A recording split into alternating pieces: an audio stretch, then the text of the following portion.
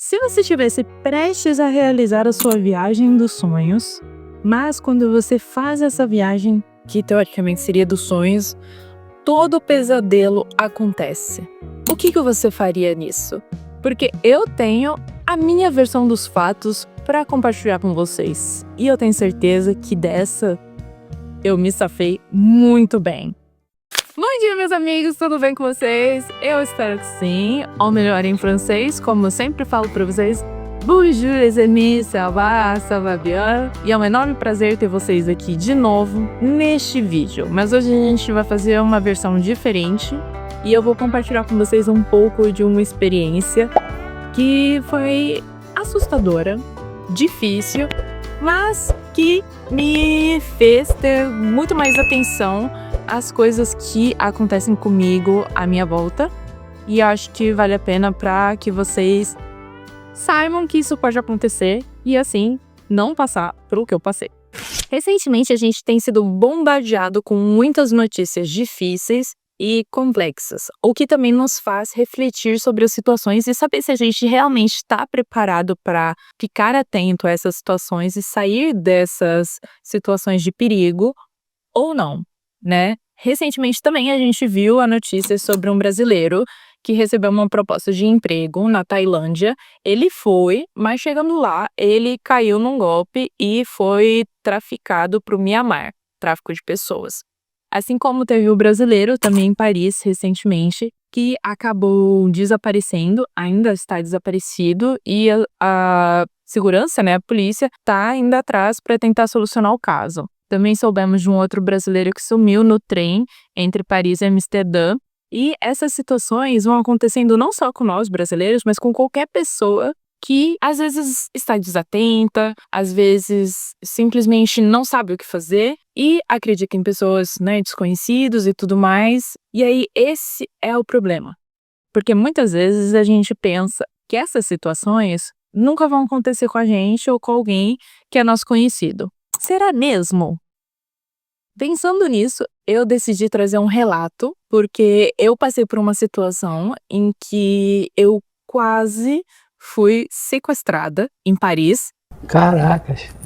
E justamente o fato de eu estar atenta ao que está acontecendo à minha volta me possibilitou estar aqui hoje, viva, bem, junto com a minha família e gravando esse vídeo para vocês. Glória a Deus. A primeira vez que eu estive em Paris foi em 2021, junto com o Patrick, que é meu marido. E eu nunca tive o sonho de conhecer Paris, mas não que eu não gostasse do local, mas é que para minha realidade sempre foi algo que não era possível.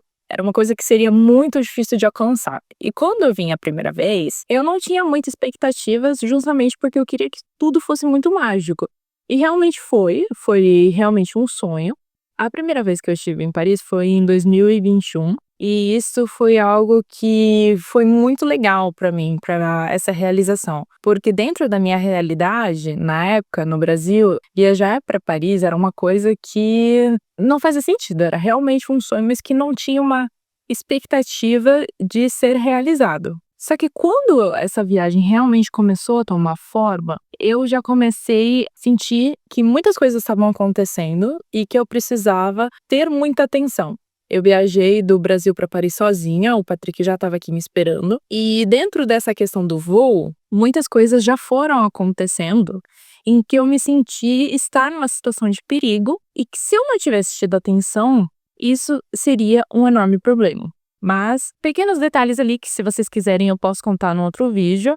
Mas já tentaram trocar minha mala, já veio uma senhora estranha falar comigo, eu precisei ser abordada por imigração e eles me questionaram várias coisas porque acharam que eu tava com uma pessoa suspeita e na verdade eu tava sozinha, não tinha ninguém. Então são diversas situações que às vezes a gente acha que a gente tá ajudando alguém, mas na verdade é uma armadilha e que a gente precisa ficar atenta.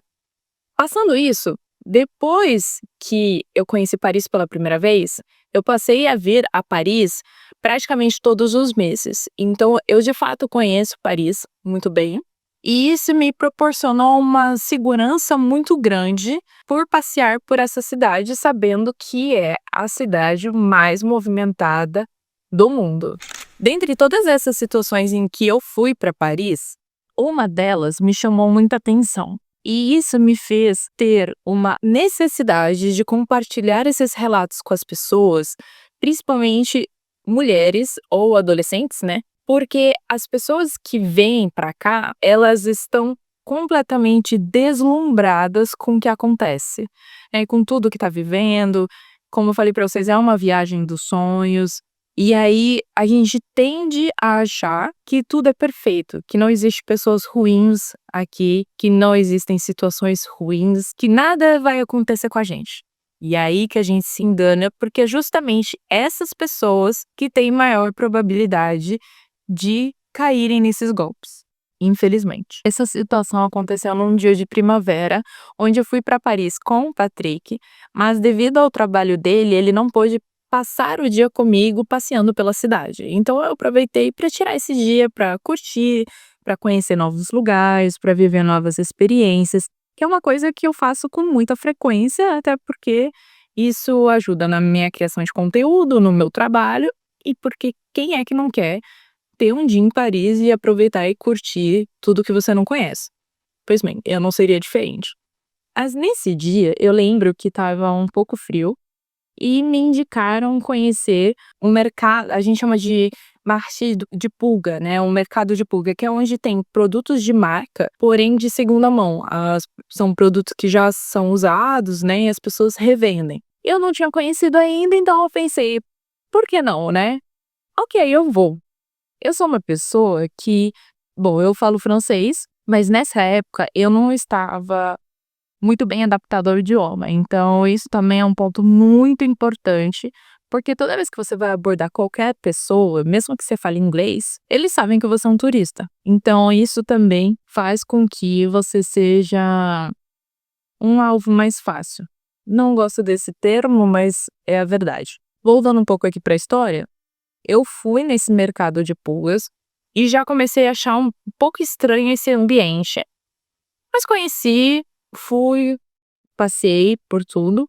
E nesse momento eu comecei a ver que onde eu estava era um bairro que não era muito favorável, que não era muito legal. Então seria indicado que eu passeasse, porque é popular, é um bairro turístico, mas que eu passeasse por ali e já voltasse para pegar o trem e ir para outra região, pegar o metrô, e é isso. Tinha muito turista, muitos brasileiros que eu conversei, inclusive, que estavam passando por lá. E eu já tava naquela tensão, observando tudo. Até aí, ok, que, né, a gente sabe, eu vim de São Paulo, essa tensão do ambiente acontece nesses lugares como Praça da Sé, 25 de Março, por aí vai, ou Brás. E era o mesmo tipo de tensão, muita gente falando outros idiomas, as pessoas que te abordam pra vender coisa. É o mesmo tipo de tensão, onde você tava só preocupado com seus bens materiais, sua bolsa ali, né? Eu conheci o mercado e depois que eu tinha conhecido, eu parti para passear no resto da cidade de Paris. E aproveitei e fui em algumas regiões ali, como a Sacré-Cœur, no Montmartre, eu voltei para Notre Dame, fui no Jardim de Tuileries, e aí eu precisava voltar pro hotel que a gente estava hospedado. E aí tudo mudou. Você pode dizer assim, mas como assim tudo mudou? Você não estava passeando, não estava tudo bem? Ou você também pode pensar assim, mas o que você está falando é nada diferente do que a gente já vive aqui no Brasil. Mais ou menos. Aonde eu quero chegar é o seguinte, quando eu tinha que voltar pro hotel, eu sabia que eu tinha que pegar o metrô, fazer uma baldeação e chegar numa determinada estação. Que foi o que eu fiz, era um caminho que eu já conhecia, que não tinha nenhuma surpresa, nada demais. E aí que eu falo que, independente se você tem religião ou não, eu acredito muito na presença do Espírito Santo e eu acredito muito na questão do meu anjo da guarda. Mas que eu acho que ali o meu anjo da guarda, ele tava muito atento, ele tava muito presente. Por quê? Era um caminho que eu já conhecia, que eu já tinha feito muitas e muitas e muitas vezes, por muito tempo. Então era um caminho que eu fazia de olho fechado. Mas neste dia, em específico, eu passei a estação. Você tá falando sério? Eu não desci na estação que eu deveria. E aí, quando eu percebi isso, eu desci uma estação depois. Eu olhei, pensei, ok, eu perdi a estação, achei estranho. Eu não fico no celular, apesar de eu ser influencer, né, criar conteúdo bastante e viver no celular, eu não, no dia a dia eu sou bem atenta, eu não fico mexendo no celular, então eu não sei como que eu perdi essa estação. Mas aí que tudo faz a diferença, porque justamente neste momento eu desci na estação errada e comecei a caminhar para fazer a troca de lado. Então eu tava neste lado, eu tinha que sair, atravessar a estação para poder retornar ao outro lado e voltar para a estação que eu perdi. Justamente quando eu saí do vagão do metrô, tinha muitas pessoas ali esperando para entrar e sair. A movimentação era enorme. Eu comecei a caminhar sentido a saída para justamente fazer essa mudança de linha. E aí eu percebi que tinha um homem de sobretudo preto que ele estava me seguindo. Só que eu não sei se vocês já repararam, se vocês já sabiam dessa informação, mas toda vez que você acha que alguém está te seguindo, você precisa mudar o sentido que você está fazendo. Então, por exemplo, se você está indo para cá, se você acha que a pessoa está te seguindo, você pega e você volta. Se a pessoa volta, provavelmente ela está te seguindo. Ou você está indo e aí você senta. Se a pessoa senta ou para, provavelmente também ela tá te seguindo. Então ela repete movimentos que você tá fazendo. Coisa que se alguém tá indo na mesma direção, mas não tem interesse em você, você sentou, a pessoa continua. Ou você retorna, a pessoa segue o percurso dela. Eu imaginei, alguma coisa passou pra mim que esse cara tava me seguindo. Eu olhei pra trás, eu vi a pessoa, deu uma desviada assim com a cara. Mas ok, pensei, tem um monte de gente, talvez essa pessoa só esteja tendo que ir pra mesma direção. Só que isso tava batendo dentro de mim. E aí eu peguei e sentei. Ainda dentro da estação, eu peguei e sentei. Ele sentou também, em outro banco mais pra trás. E aí, logo em seguida, essa estação ficou completamente vazia. Aqui, pra quem não sabe, as estações de metrô em Paris, elas são enormes. Enormes, tem vários andares, muitas escadas e muitas vezes ela está completamente vazia. Nesses dias ela estava desse jeito. E em determinado momento eu pensei: Jesus! O que eu vou fazer? Esse cara está me seguindo. Eu não sei me comunicar direito em francês e não existe ninguém que eu possa pedir socorro e eu não posso pegar meu celular agora, que eu não sabia se ele ia me assaltar. E aí eu falei: o que eu faço? Eu pensei, se eu sair da estação, ninguém me acha mais. E aí, por algum momento, aquele milésimo de segundo, sabe? Que pode mudar a sua vida, eu simplesmente pensei em que eu deveria voltar e ir sentido a bilheteria, mas sem sair da estação. Quando eu tive a ideia de ter que voltar para a bilheteria, eu pensei que eu tinha que ir o mais rápido possível, mas ao mesmo tempo sem correr. Porque eu tinha que mostrar que eu não tinha percebido e que eu estava mantendo a tranquilidade para que ele não mudasse os planos dele. Eu não sei o que ele queria, eu não sei o que ele pensou em fazer comigo. E eu estava sozinha e a estação vazia e eu precisava desse suporte. E aí por isso que eu acho que o meu anjo da guarda ele estava muito atento. Uma porque eu saí na estação errada. Então, o fato de eu ter descido na estação errada fez com que eu reparasse que esse homem estava me seguindo, porque se eu tivesse descido na estação certa, ele teria me seguido e eu não teria percebido. E isso poderia ter sido um enorme problema, uma situação extremamente perigosa. Mas, quando eu voltei para a bilheteria, eu não precisei chegar até a bilheteria. Eu encontrei uma moça e que estava fazendo faxina no metrô. E eu comecei a falar com ela em português.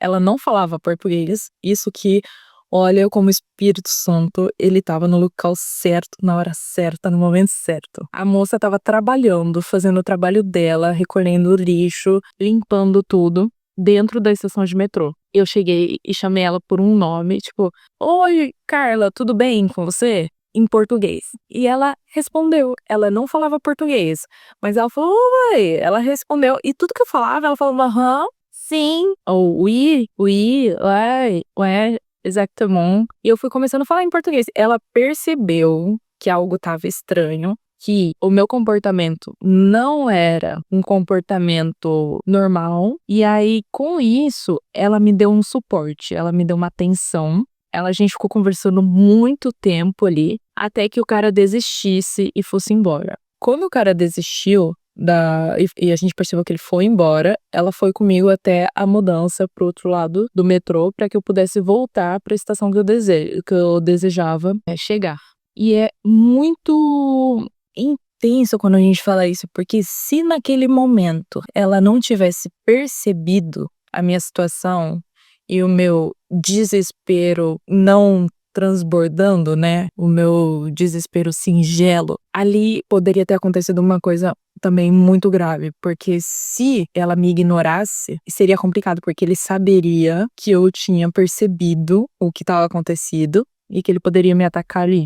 Nada aconteceu comigo. Eu voltei, eu fui pra estação que eu precisava, eu cheguei no hotel, encontrei o Patrick, mas ali eu fiquei com muito medo, principalmente porque eu prezei muito pela minha vida. Gente, eu sou de São Paulo, aí eu morei ali perto da Paulista, eu trabalhei na comunidade do Heliópolis, eu sou enfermeira psiquiatra, eu já vi muita coisa, eu sei de muita coisa. Mas quando é com os outros, a gente fica atenta. Mas quando a gente vive na pele, na própria pele, é uma atenção que eu não desejo pra ninguém. Ao mesmo tempo que a gente acaba escutando muito, né, nessas notícias, essas situações horríveis, e realmente é muito ruim pra pessoa, pra família, mas que a gente tire uma lição disso. Porque eu sei que ao pensar que isso nunca vai acontecer com a gente ou com alguém que a gente conhece, a gente acaba se colocando em risco, porque a gente perde a atenção de tudo que está acontecendo à nossa volta. E isso é realmente complicado. E como enfermeira psiquiatra, mulher e também uma pessoa que viaja bastante e sabe sobre essas situações, eu gostaria muito de compartilhar com vocês esse sinal. Porque esse sinal aqui, a gente já conheceu bastante sobre a questão da violência doméstica, que a pessoa faz esse sinal e a gente sabe que ela tá em perigo. Mas esse sinal também serve muito para qualquer tipo de perigo iminente. Se a gente faz esse sinal para alguém desconhecido, é um sinal universal, é um sinal que serve no mundo todo para reconhecer que esta pessoa que está fazendo o sinal, ela está com um perigo que ela não pode comunicar a alguém naquele momento. Ok, eu sei que tudo isso parece uma loucura enorme pra você, que você vai virar e falar, isso é uma história de cinema, nem deve ter acontecido desse jeito. Mas a questão aqui não é só descrever o momento, é contar exatamente o que aconteceu para que você, ao presenciar uma situação dessa com você mesmo ou com outra pessoa, você possa mudar o destino de alguém. Mudar para que essa pessoa se mantenha viva, para que essa pessoa volte para casa. E essas situações acontecem tão rápido que se alguém consegue quebrar esse percurso, você realmente pode salvar vidas. Você realmente pode salvar sua própria vida também. Estou viva, estou salva. E eu gostaria muito de pedir para que as pessoas vivam as suas viagens dos sonhos, que aproveitem. Mas também se lembrem que independente de qualquer lugar do mundo que vocês estejam, existem pessoas boas e pessoas más. Então, atenção, não se coloque em risco, não acreditem que as pessoas são 100% boas, não aceitem nada de estranhos, não falem com estranhos e lembre-se, independe da região que você está, depende do idioma que você fale, você pode estar em risco. Então, se não tenha atenta 24 horas em qualquer lugar que você estiver. Eu tomei a liberdade de gravar esse vídeo aqui para convidar você e a sua família, a família nórdica, a vir passar um período aqui em Nice. Exatamente, eu tenho certeza que vocês vão adorar a Riviera Francesa, principalmente Nice, que é a cidade que me acolheu desde que eu me tornei uma imigrante. E principalmente também para dizer que eu adoro seus vídeos, eu tenho acompanhado todos os vídeos e a sua trajetória aí, desde que vocês se mudaram para a Noruega. E tem muita coisa que eu acho extremamente interessante e extremamente importante da gente compartilhar com as pessoas que já migraram, mas ainda não tiveram a oportunidade de conhecer essa experiência em outros países diferentes do seu. E também as pessoas que estão ainda no Brasil e estão pensando em viver essa aventura. Eu digo por mim que eu sou uma pessoa que eu migrei para a França e eu achei que eu estava 100% preparada, e quando eu cheguei aqui, tudo caiu por terra. Eu vi que eu estava completamente despreparada pra tudo. Eu fiz tudo completamente errado e esse processo de adaptação, pelo menos da minha adaptação, foi extremamente complicado e doloroso também. A minha sorte é que eu tinha a ajuda do Patrick, que é o meu marido, mas de fato, mesmo com a ajuda dele, mesmo ele falando português, isso dificultou muito o processo. E hoje, 3 anos depois, eu já tô muito adaptada, digo que 100% adaptada, mas realmente esse processo poderia ter sido muito mais tranquilo se eu tivesse tido a oportunidade de vivenciar relatos assim como o seu e de todas as outras pessoas que criam conteúdo sobre isso de uma forma legítima e fiel ao que realmente está acontecendo, sem trazer aí ideias, né, muito fantasiosas ou que traz essa performance Disneylândia. Enfim, eu quero agradecer principalmente também ao vídeo que você fez sobre a saúde do seu filho, porque eu me identifiquei demais. Eu não tenho filhos, eu sou enfermeira no Brasil, mas especialmente falando, aqui em janeiro deste ano eu sofri um grave acidente de esqui, onde eu fraturei o meu joelho em diversas partes. E eu passei por vários atendimentos e eu tive dificuldade com esses atendimentos também, principalmente na questão dos médicos aqui na França. Eu tive problemas onde um médico me tratou mal por ser imigrante. Um outro médico também não acreditou que eu estava tendo dores extremamente fortes, simplesmente porque eu estava andando, porque eu estava fazendo minhas coisas e na cabeça dele eu devia estar acamada. Não por recomendação médica, mas acamada pelo nível de dor que eu estava descrevendo. Então, esses desafios que a gente vai ver ainda é muito difícil. E quando a gente está no Brasil, eu como enfermeira tinha uma visão diferente, mas eu sei que na sua população geral do Brasil, a gente desvaloriza muito essa questão de saúde. A gente não tem noção do quanto a saúde brasileira é realmente uma referência mundial e de como a gente é privilegiado por viver desse jeito.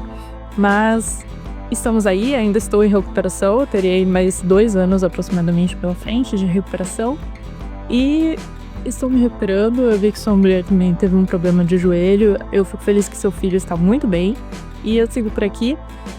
Au revoir, à bientôt, bisous a tout le monde. E se vocês querem dica de Nice e da França, da Riviera Francesa, me sigam no Gabi Nice, que eu tenho certeza que vocês vão adorar.